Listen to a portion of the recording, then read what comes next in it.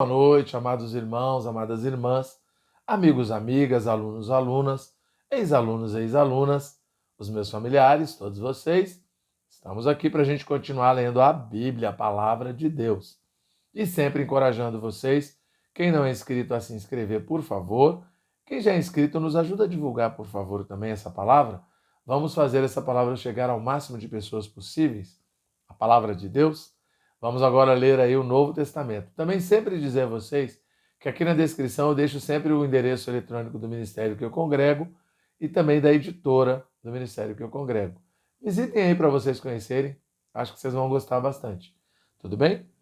Vamos ler agora Atos 5. Se der tempo a gente lê Atos 6 também, tá bom? Entretanto, certo homem chamado Ananias, com sua mulher Safira, vendeu uma propriedade, mas, em acordo com sua mulher, reteve parte do preço e, levando o restante, depositou aos pés dos apóstolos. Então disse Pedro: Ananias, por que encheu Satanás teu coração para que mentisses ao Espírito Santo, reservando parte do valor do campo? Conservando-o porventura não seria teu? E vendido não estaria em teu poder? Como, pois, assentaste no coração este desígnio? Não mentistes aos homens, mas a Deus. Ouvindo estas palavras, Ananias caiu e expirou, sobrevindo grande temor a todos os ouvintes. Levantando-se os moços, cobriram-lhe o corpo e, levando-o, sepultaram. Quase 3 horas depois, entrou a mulher de Ananias, não sabendo o que ocorrera. Então Pedro, dirigindo-se a ela, perguntou-lhe: Dize-me, vendestes, portanto, aquela terra? Ela respondeu: Sim, portanto. Tornou-lhe Pedro: Por que entrastes em acordo para tentar o Espírito do Senhor? Eis aí a porta os pés dos que sepultaram teu marido, e eles também te levarão. No mesmo instante caiu ela aos pés de Pedro e expirou. Entrando os moços, acharam-na morta e, levando-a, sepultaram-na junto ao marido. Sobreveio grande temor a toda a igreja e todos quantos ouviram a notícia destes acontecimentos. Muitos sinais e prodígios eram feitos entre o povo pelas mãos dos apóstolos, e costumavam todos reunir-se de comum acordo no pórtico de Salomão, mas dos restantes ninguém ousava juntar-se a eles, porém o povo lhes tributava grande admiração. E crescia mais e mais a multidão de crentes, tanto homens como mulheres agregados ao Senhor, a ponto de levarem os enfermos até pelas ruas e os colocarem sobre leitos e macas, para que, ao passar Pedro, ao menos a sua sombra se projetasse em algum deles. Afluía também muita gente das cidades vizinhas a Jerusalém, levando doentes e atormentados de espíritos imundos, e todos eram curados. Levantando-se, porém, o sumo sacerdote e todos os que estavam com ele, isto é, a seita dos saduceus, tomaram-se de inveja, prenderam os apóstolos e os recolheram à prisão pública. Mas de noite, um anjo do Senhor abriu as portas do cárcere, conduzindo-os para fora, lhes disse: Ide, e apresentando-vos no templo, dizei ao povo todas as palavras desta vida. Tendo ouvido isto, logo ao romper do dia, entraram no templo e ensinavam. Chegando, porém, o sumo sacerdote e os que com ele estavam, convocaram o sinédrio e todo o senado dos filhos de Israel e mandaram buscá-los no cárcere. Mas os guardas, indo, não o acharam no cárcere. E tendo voltado, relataram, dizendo: Achamos o cárcere fechado, com toda a segurança, e os sentinelas nos seus postos, junto às portas, mas abrindo-as, a ninguém encontramos dentro. Quando o capitão do templo e os principais sacerdotes ouviram estas informações, ficaram perplexos a respeito deles e do que viria a ser isto. Nesse ínterim, alguém chegou e lhes comunicou: Eis que os homens que recolhestes no cárcere estão no templo ensinando o povo. Nisto, indo o capitão e os guardas, os trouxeram sem violência, porque temiam ser apedrejados pelo povo. Trouxeram-nos apresentando-os ao sinédrio, e o sumo sacerdote interrogou-os, dizendo: Expressamente vos ordenamos que não ensinasseis nesse nome. Contudo, encheste Jerusalém de vossa doutrina, e quereis lançar sobre nós o sangue deste homem? Então Pedro e os demais apóstolos afirmaram: Antes importa obedecer a Deus do que aos homens. O Deus de nossos pais ressuscitou a Jesus, a quem vós matastes, pendurando-o no madeiro.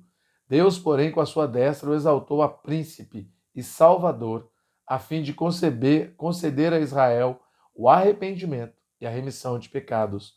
Ora, nós somos testemunhas destes fatos, e bem assim o Espírito Santo que Deus outorgou aos que lhe obedecem.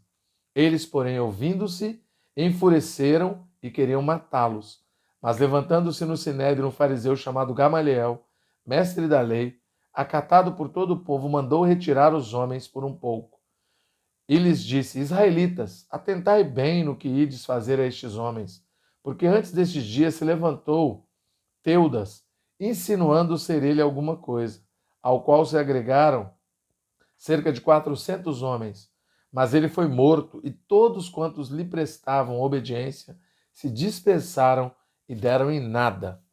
Depois desse, levantou-se Judas, o Galileu, nos dias do recenseamento, e levou muitos consigo. Também este pereceu, e todos quantos lhe obedeciam foram dispersos. Agora vos digo: dai de mão a estes homens, deixai-os, porque se este conselho ou esta obra vem de homens, perecerá. Mas se é de Deus, não podereis destruí-los, para que não sejais porventura achados lutando contra Deus. E concordaram com ele. Chamando os apóstolos, açoitaram-nos, ordenando-lhes que não falassem em nome de Jesus, e os soltaram. E eles se retiraram do sinédrio, regozijando-se, por terem sido considerados dignos de sofrer afrontas por esse nome. E todos os dias no templo e de casa em casa não cessavam de ensinar e pregar Jesus, o Cristo. Ora, naqueles dias, multiplicando-se o número dos discípulos, houve murmuração dos helenistas contra os hebreus, porque as viúvas deles estavam sendo esquecidas na distribuição diária. Então, os 12 convocaram a comunidade dos discípulos e disseram: Não é razoável que nós abandonemos a palavra de Deus para servir às mesas. Mas, irmãos, escolhei dentre vós 7 homens de boa reputação, cheios do espírito e de sabedoria, aos quais encarregaremos deste serviço. E quanto a nós, nos consagraremos à oração e ao ministério da palavra.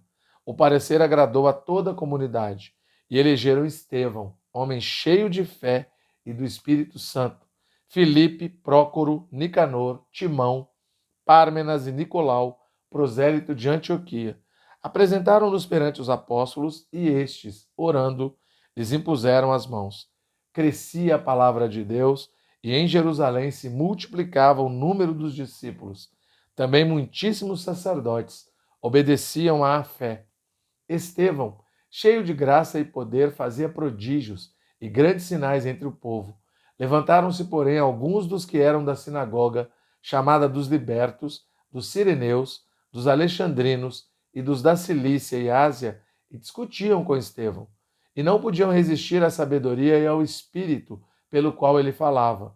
Então subornaram homens que dissessem: Temos ouvido este homem proferir blasfêmias contra Moisés e contra Deus. Sublevaram o povo e os anciãos e os escribas, e investindo, o arrebataram, levando-o ao sinédrio.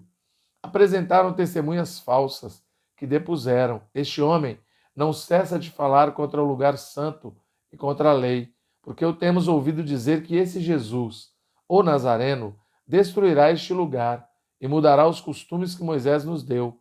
Todos os que estavam assentados no sinédrio, fitando os olhos em Estevão, viram o seu rosto como se fosse rosto de anjo.